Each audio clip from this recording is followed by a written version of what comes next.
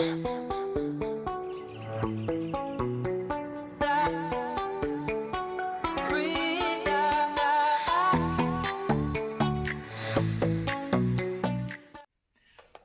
à tous, j'espère que vous allez bien. Alors aujourd'hui on se retrouve pour une petite vidéo qui m'a été beaucoup demandée, donc je me suis dit ok, pourquoi pas. Donc c'est la vidéo prévisionnelle de mon mariage, enfin voilà, du prévisionnel de mon mariage. Donc du coup je me suis dit, bon au début j'hésitais sincèrement à vous la faire parce que voilà, je sais qu'on est sur YouTube, je sais que je m'expose obligatoirement à avoir des remarques négatifs sûrement. Même si les trois quarts sont positifs et que vous êtes tous bienveillants, franchement c'est super adorable et ça fait vachement bien d'avoir des personnes comme ça. Mais je me dis, ben tant pis, parce qu'en même temps c'est la vraie vie, je vais pas vous mentir, je vais rien vous cacher. Et je me suis dit, bon allez Axel, c'est parti, tu l'as fait. Avant toute chose, juste avant ça, j'avais une petite parenthèse à vous faire. Donc j'ai mis un post l'autre jour sur YouTube en disant que j'avais créé un compte Instagram. Donc j'en ai déjà un personnel, mais du coup celui-là, ce sera un compte Instagram, du coup pour vous, pour les gens de YouTube, pour mes amis, enfin pour tout le monde, où je serai beaucoup plus présente que sur l'autre compte que j'ai, mais en même temps j'ai envie de vous dire, vous ne l'avez pas, donc vous, ça ne vous changera pas. Donc sur ce compte, qu'est-ce que je publie, entre guillemets? Ben, ça sera ma vie de tous les jours, voilà, un peu tout ce que je dépense, enfin voilà, c'est un peu toute ma vie, ma famille, mon organisation, mon budget, voilà, voilà, avec des petites stories, des petites publications. Donc ça permet d'éviter peut-être pour certains d'attendre des fois 1 à 2 semaines pour avoir une vidéo. Et voilà. Mais je reste bien sûr toujours sur YouTube, ça changera rien, il y aura autant de vidéos qu'avant, enfin voilà, ça change rien, c'est juste que c'est un plus. Voilà, voilà, petite parenthèse fermée. Du coup, oui, bah bien évidemment, si vous n'avez pas mon nom, le nom de mon compte, vous n'allez pas pouvoir y aller, donc il sera en barre de description. Sinon, c'est Axel-du-6, enfin le plus bas quoi, et si, S-I-E, et voilà. Mais je vous le mets en barre de description. Du coup, pour le prévisionnel du mariage, eh ben c'est pas compliqué. Excusez-moi, mon siège il grince. Hein. C'est pas compliqué. Là, l'heure est grave. C'est un énorme montant. Le montant final est très très gros. C'est un montant à 5 chiffres. En même temps, vous vous doutez. Je préfère vous dire, c'est un mariage de 100 personnes. Donc, il y a 100 personnes à notre mariage. Nous avons tous les deux une très très grande famille. Nous avons tous les deux 5 frères et sœurs chacun. Donc, vous imaginez, plus les conjoints, plus les enfants, plus les voilà. Nous avons dit à nos amis, nous avons fait le choix de dire à nos amis de ne pas emmener leurs enfants si c'est possible, parce que je vous raconte pas quoi. Il y a à la limite plus d'enfants d'adultes. Quand on se marie sur le tard, beaucoup plus tard, enfin voilà, quand on a 40 ans pour mon conjoint et moi, enfin 43 et moi 32, et ben c'est tout de suite beaucoup d'enfants. Tout le monde a quasiment 2, voire certains 3 enfants, donc ça fait quand même un chiffre. Voilà, donc je vais vous donner les tarifs. On est bien d'accord que c'est une fourchette, hein. Enfin voilà, je ne peux pas vous donner le montant exact, mais après le mariage, je vous donnerai, c'est-à-dire c'est dans un an, le montant exact de ce que j'en ai eu. Dans l'année, je vais savoir aussi exactement pour combien j'en ai, donc je vais pouvoir aussi réajuster et vous tenir informé. Voilà. Donc du coup, j'ai pris mon petit crayon, je suis allée au salon du mariage qui a eu lieu il y a 2-3 semaines maintenant de ça. Et j'ai pu du coup voir un peu mes prestataires et voir avec eux, enfin donner des acomptes et voir avec eux pour combien j'en allais à peu près avoir. J'ai dû oublier des choses parce qu'on oublie des choses. J'ai dû chiffrer beaucoup plus pour certaines catégories que je pense que ce que je n'aurais. Mais comme je n'ai pas encore le montant exact, c'est très compliqué de faire un budget total vraiment. Voilà. Je vais essayer de vous mettre soit ici, soit des deux côtés les prix des différentes prestataires. Comme ça, vous pourrez aussi voir, je ne vais pas vous montrer ma feuille qui est toute chiffonnée, griffonnée. Franchement, ça ne vaudra rien du tout. Du coup, c'est parti. Donc, en premier, le plus gros, mais vraiment le plus gros du montant va au repas. parce que nous, donc, nous avons le repas du soir et le lendemain pour le retour de noces, quoi, comme on appelle, hein, le retour du mariage. Donc, du coup, le soir, nous avons le cocktail avec plusieurs invités, il y a 110 invités. Et le repas après avec 90 invités. Et donc, il y a 20 personnes qui ne restent qu'au cocktail, qui ne sont invitées qu'au cocktail. Maintenant, nous n'avons pas les réponses de tout le monde, vous vous doutez bien. Donc, il y aura sûrement des gens qui ne vont pas venir, donc le prix ne sera plus du tout le même. Mais voilà, c'est pour vous donner à peu près un ordre d'idée. Donc, nous avons fait, et c'est ce que je vous conseille, de faire 3 devis, parce qu'on peut avoir une idée, mais des fois, moi, je vous jure, on n'est pas du tout resté sur notre première idée. Au début, on avait vraiment une idée fixe du traiteur, et on s'est dit, non, en fait, pas du tout, ça ne nous convient pas, niveau prix, niveau tout. Donc voilà, donc on a pris un autre traiteur. Donc pour le traiteur, pour 110 personnes cocktail, 90 au repas, plus le lendemain le retour de noces, mais le lendemain nous faisons un buffet froid. Voilà, on ne s'embête pas du tout, hein. Donc le buffet sera fait par le traiteur, donc ce sera un buffet froid. Et voilà, nous en avons pour 6600 euros. Oui, j'espère que vous êtes tous assis, hein. Vu les chiffres qui vont sortir, soyez tous assis. 6600 euros avec toutes les boissons comprises. Un conseil que je vous donne, si vous pouvez ne pas prendre les boissons avec votre traiteur, vous ferez une économie. Nous, sincèrement, on a fait quand même une bonne économie en prenant les boissons hors traiteur parce que c'est toujours beaucoup moins cher. Voilà, vos boissons, vous allez les acheter au Leclerc et tout, alors qu'eux vont quand même se faire une petite marge sur ça. Donc, votre verre de coca va coûter beaucoup plus cher que les canettes que vous allez acheter. Voilà. Ensuite, donc non, nous, il n'y a que pour le cocktail qui fournissent le cocktail, quoi, enfin les boissons. Et sinon, pour tout le repas, c'est nous qui achetons nous-mêmes nos boissons. Et ça fait beaucoup moins cher. Pour le dessert aussi, pour les gâteaux sont beaucoup moins chers si vous les achetez, vous, avec un pâtissier. Donc nous, notre traiteur a accepté. Donc du coup, ça revient à beaucoup moins cher également. Donc nous, on fait avec un boulanger-pâtissier nos gâteaux. Et la part est quand même beaucoup moins élevée. Ensuite, demandez bien à votre traiteur s'il peut vous fournir les nappes et les couverts. Ça vous coûte, enfin, le fait que ce soit inclus dans le prix, parce que nous, on avait au début choisi un traiteur où ce n'était pas fourni. Quand on a vu le prix de la nappe et des couverts, voilà, j'ai pleuré. Je dis non, non, non, c'est pas possible. Donc, du coup, dans le prix est compris le repas du soir, le cocktail, le repas pour le retour de noces, nos couverts, nos nappes, nos verres, nos plats, les boissons, le pain, le beurre et les gâteaux pour tout ça. Donc, il faut savoir que là, c'est le nombre d'invités vraiment max, mais c'est obligé, tout le monde ne va pas venir. C'est une certitude, je le sais. On invite des gens, mais il y a des gens qui ne veulent pas venir. Donc, c'est le max. Nous sommes à 6600 euros. Je suis en train de réfléchir si j'ai rien oublié. C'est sûr que je vais vous oublier plein de choses. N'hésitez pas, vous, si vous êtes mariés, à me le dire en commentaire si j'ai oublié des petites choses ou pas. N'hésitez pas. Donc, voilà pour le repas. Ensuite, deuxième gros budget, c'est le lieu. Le lieu, la salle que vous allez louer. Donc, nous avons bien évidemment des salles des fêtes autour, sauf que ce qui nous aurait coûté beaucoup moins cher.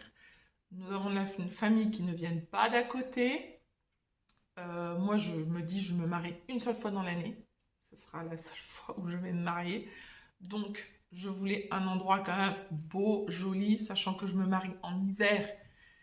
Le dehors va pas beaucoup se voir, donc voilà, quoi, hein, je veux dire, la tombée la nuit. Mais je voulais quand même un endroit où l'extérieur soit quand même bien décoré, lumineux et tout ça.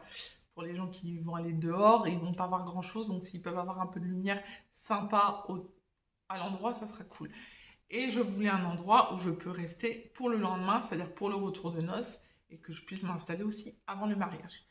Donc nous en avions vu 3. Sur les 3, il y en avait un qui était super bien et pas cher du tout, mais il n'y avait pas de logement sur place, il n'y avait pas le lendemain. Donc déjà, c'était pas possible. Le deuxième, c'était très bien, il y avait le logement sur place, il y avait les 3 jours et tout, mais il fallait payer par table et par chaise. d'invités. Vous imaginez le prix, enfin, c'était exorbitant, je dis c'est pas même pas possible. Et le troisième, tout était compris. 3 jours de location, les tables, les chaises et le couchage pour une vingtaine de personnes, ce qui est énorme.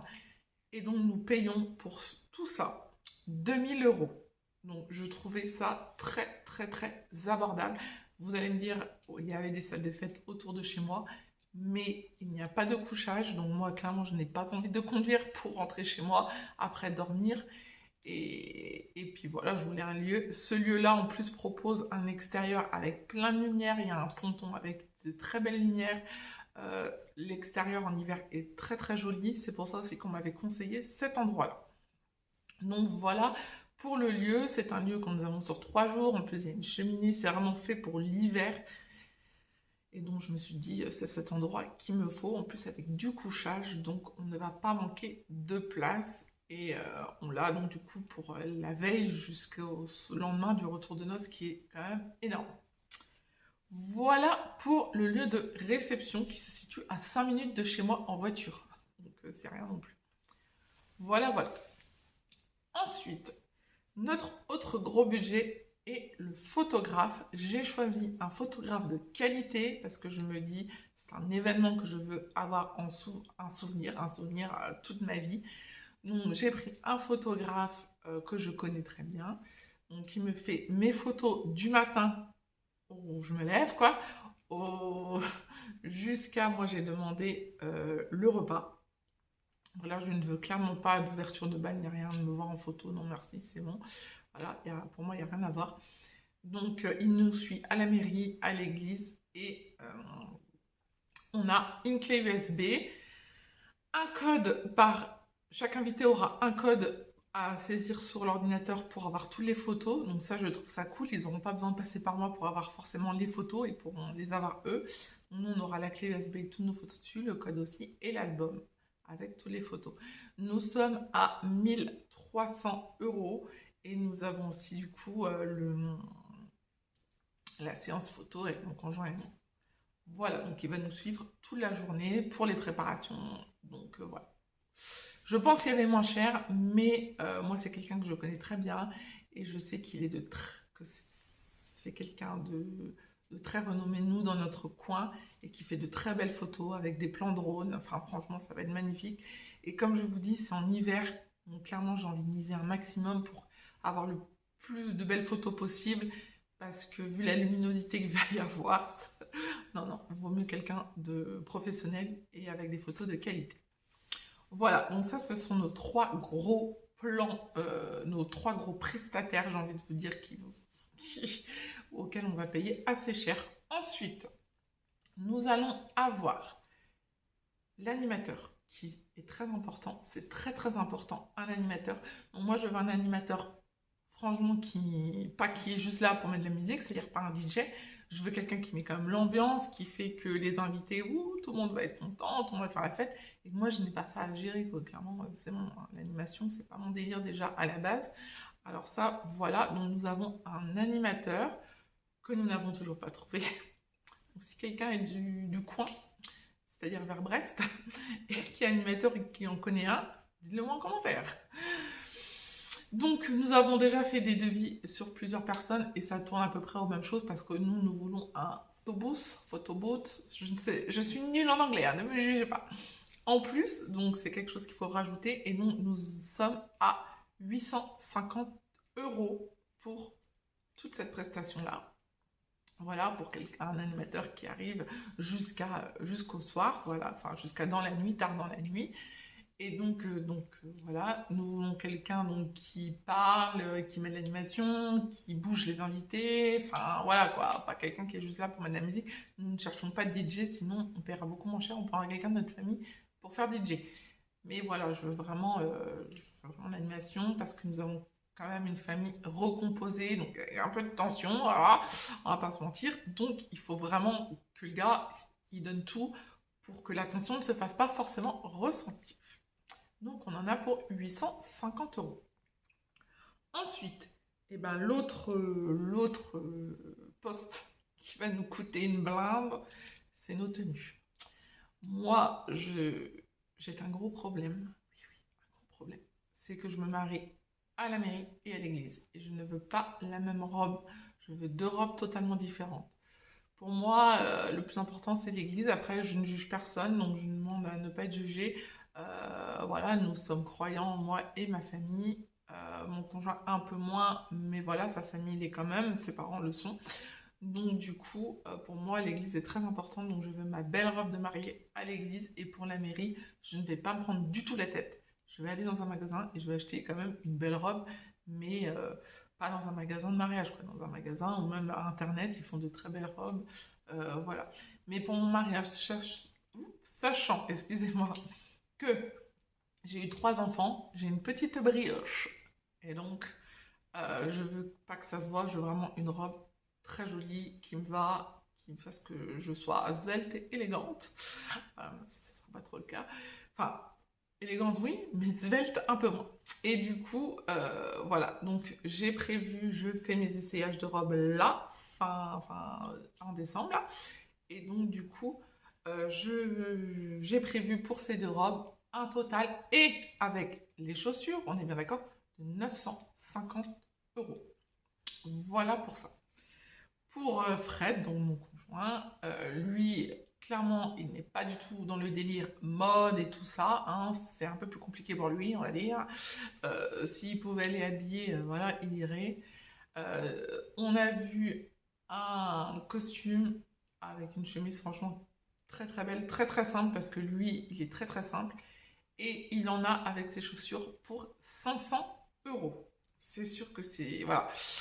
Ça coûte très très cher, mais c'est un costume qu'il pourra remettre par la suite. Clairement, ça ne fait pas du tout gros marié, voilà, qu'il pourra plus remettre.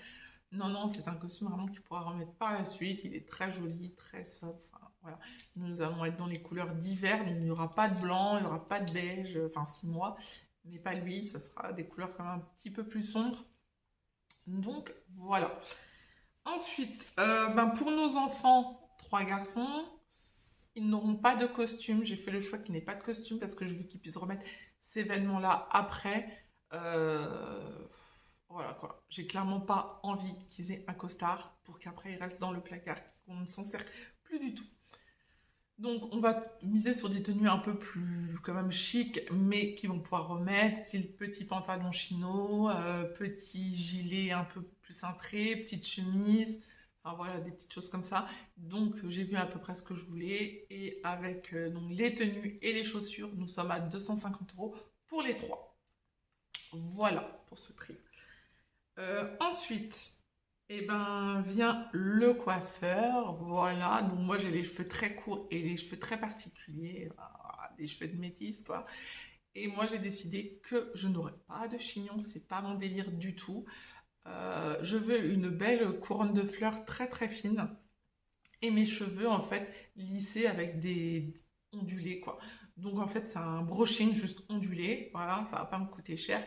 Par contre la couronne de fleurs sera un petit peu plus chère. Donc pour le coiffage, manucure et je fais pédicure bien évidemment, hein, j'ai envie d'avoir des beaux pieds, et le ravalement de façade, voilà, nous en sommes à 100 euros parce que je fais appel à des gens que je connais, donc je vais avoir une petite réduction quand même. Donc faites appel surtout pour vos prestataires. En premier, vous listez tous les gens que vous connaissez qui ont un métier, qui sont dans ce domaine-là, et faites appel avant à eux parce que vous aurez des prix quand même beaucoup moins importants que si vous passez par des gens que vous ne connaissez pas du tout. Donc moi pour ça, tout ce qui est esthétique, je fais appel à des gens que je connais, donc je vais payer quand même beaucoup moins cher. Donc pour la coiffure, l'esthétique, ma couronne de fleurs et tout, j'en ai pour 110 euros, donc ça c'est cool. Voilà, et les coupes des garçons sont compris dedans, des 3 petits garçons. Donc franchement, ça va, je trouve ça super raisonnable. Ensuite, qu'est-ce que nous avons? Eh ben, nous avons les bijoux, donc nos alliances, qui est un prix quand même, voilà, c'est important. Donc moi, j'en ai repéré, on doit aller les essayer. Donc moi en bijoux, je mets un collier que mon père m'a offert quand j'étais toute petite, quand j'étais adolescente. C'est un collier qui me tient à cœur. Je ne me vois pas mettre autre chose que ça. Donc voilà. Donc à part nos alliances, nous n'avons rien d'autre à acheter. Et donc nous en avons pour 400 euros. Voilà pour ça. Ensuite, les faire-part. Les faire-part aussi sont en cours de préparation. Donc nous en avons préparé. Voilà, le mieux, ça serait de les faire soi-même, mais clairement, je n'ai pas le temps. Si vous, vous avez le temps, faites-le vous-même, ça vous coûtera beaucoup, beaucoup, beaucoup, beaucoup moins cher. Voilà. Et oui, pour les bijoux, j'avais envie de vous dire, des fois, moi, nous, on va faire pas avec une grande bijouterie, on va faire avec un petit artisan de notre coin qui fait de très très belles bagues et qui sont beaucoup moins chères qu'en bijouterie. Et au moins, on a ce qu'on veut, le diamètre qu'on veut, on peut tout lui demander, franchement. C'est vraiment du sur-mesure et c'est au moins des bagues qui nous ressembleront, enfin, qui seront, voilà, qui feront partie de nous, de notre histoire, de ce qu'on a choisi, de ce qu'on a voulu. Avec en plus, moi je lui fournis des petites choses qui ont été voilà, et que j'avais chez moi et que je tenais à cœur et que je peux plus utiliser. Donc ça va être transformé dans cette bague. Donc c'est cool, c'est encore mieux. Donc j'en étais au... Donc, pour les faire part, ce que je vous conseille, c'est de les faire vous-même. Ça vous coûtera beaucoup, beaucoup moins cher. Sauf que moi, je n'ai clairement pas le temps. En plus, pour vraiment m'enfoncer un peu plus, j'ai une machine à découpe. Donc, je pourrais en faire, hein. Ça serait carrément facile. Je peux imprimer, je peux faire plein de choses, faire des belles découpes de dentelle et tout. Mais non, j'ai pas le temps, clairement. Je vais plus me consacrer à d'autres choses qu'au faire part. Donc, les faire part, on les fait faire. Comme on a une bonne quantité, on a une réduction. Et donc, nous en avons pour 150 euros. Donc ça, c'est bien en plus, avec de la dorure, un peu de relief et tout. Donc ça, c'est vraiment, je suis super contente du tarif. Ensuite, gros budget également, les fleurs. Les fleurs, c'est un énorme budget, surtout quand on est compliqué comme moi je le suis. Moi, j'aurais un bouquet de fleurs. Mes demoiselles d'honneur, en boutonnière, mon conjoint, ses témoins, mes témoins auront voilà, un petit truc à mettre sur leur vêtement. Rien de fou. Et ça va nous coûter, parce que moi je veux des fleurs au plafond, je ne veux pas de drapé parce que ça va être compliqué dans la salle où on est, donc je veux des fleurs au plafond, mais on va essayer de faire un maximum nous-mêmes. On va essayer de passer par une serre, ça coûte beaucoup moins cher qu'un fleuriste. Et en plus, cette personne peut nous faire des petites compositions. Sinon, moi, j'ai des amies très, très, très créatrices. Donc, de belles créatrices comme amies. Donc, ça, c'est cool. Donc, elles vont peut-être me faire de belles merveilles. Donc, je compte sur elles. Et du coup, on a prévu un budget de 500 euros. J'espère que ça sera moins, mais j'ai des doutes. Un conseil, prenez des fleurs de saison. On a tous des envies, on a tous envie de prendre telle ou telle fleur, mais prenez des fleurs de saison, ça vous coûtera beaucoup, beaucoup moins cher. Et passez par des serres, quitte à vous essayer de trouver des tutos, Pinterest, YouTube et tout, ça vous aidera et vous pourrez avoir de magnifiques compositions. En plus, vous pourrez trouver chez Nos, chez Action, des espèces déjà de couronnes, enfin des ronds en polystyrène ou en ferraille. Il n'y a plus qu'à piquer et qu'à faire des petites compos. Donc, si vous avez en plus de belles personnes autour de vous qui sont un peu dans la création, et ben faites-les participer. Ils seront super contents de participer à la déco de votre mariage et vous ferez de très belles économies. Donc, du coup, moi j'ai prévu 500 euros, mais j'espère un peu moins. Voilà, voilà. Ensuite, eh ben, il me reste quoi? La déco. Et normalement, j'aurai tout vu.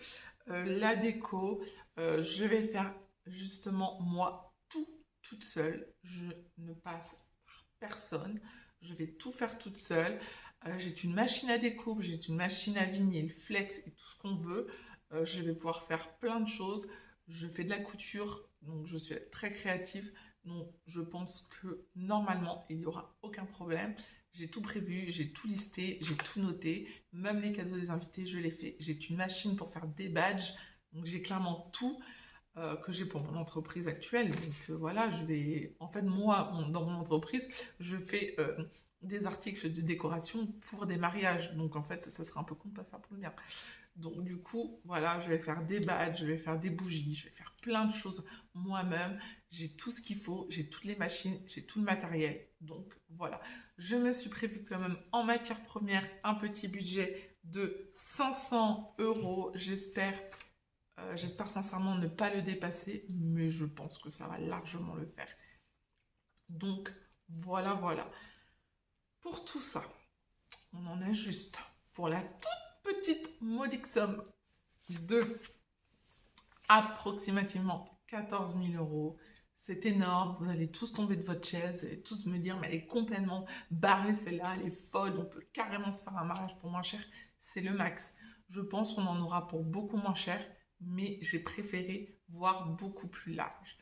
Pour vous dire, et pour peut-être me justifier aussi sans le vouloir, c'est une économie de longue date, quoi. Enfin, on ne s'est pas dit, on se marie, on commence à économiser, on fait un prêt et tout. Il n'y a aucun prêt qui sera fait. Tout sort de nos comptes. Moi, j'économise maintenant depuis 5 ans pour ce mariage. Je sais qu'on va se marier. Il nous reste encore 1 an. Nous avons payé une bonne partie des choses. Mon conjoint et moi, on économise depuis 5 ans. Les enveloppes font que j'ai pu payer mon photographe cash. J'ai pu payer quoi d'autre, mon photographe. J'ai pu donner la caution pour la salle de réception.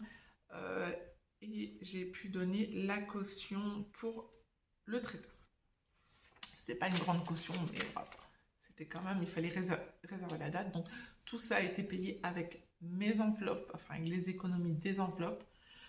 Ce que je vais faire, c'est que je vais me lancer un petit challenge.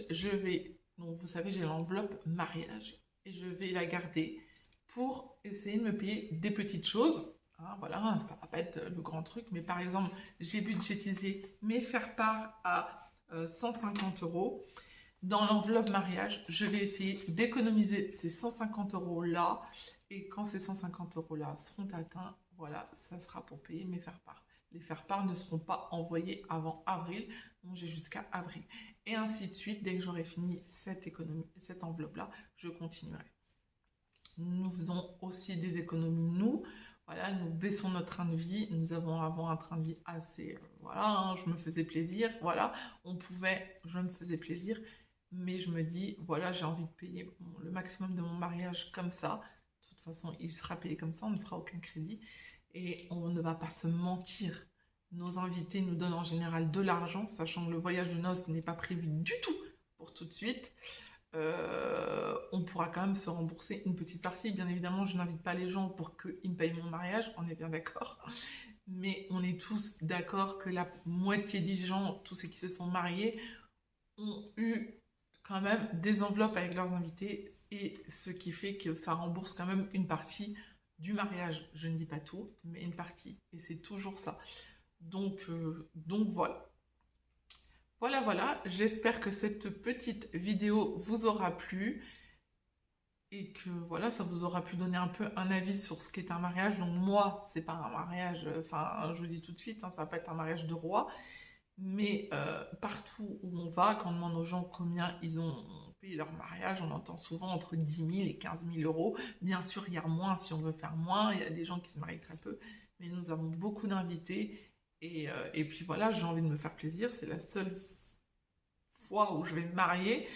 Et voilà, j'ai tout mis l'argent pour. Il y en a, ils ont des rêves de voyage, de voiture. Il y en a, ils vont se payer une voiture. Voilà, moi, c'est mon mariage. C'est mon rêve. Je suis plus mariage que voiture. Je pourrais avoir une petite voiture qui me coûte 3 000 euros, ça me va. Mais j'ai vraiment envie d'un beau mariage. Et surtout qui nous ressemble à moi et à mon conjoint. Enfin, à mon conjoint non, parce que clairement il n'y aurait personne, on serait 4. Mais à moi, bien évidemment. Sur ce, j'espère que cette vidéo vous a plu. N'oubliez pas de vous abonner, n'oubliez pas de liker, de partager, de commenter. Et je vous dis à bientôt pour une nouvelle vidéo sur la chaîne. Bye bye.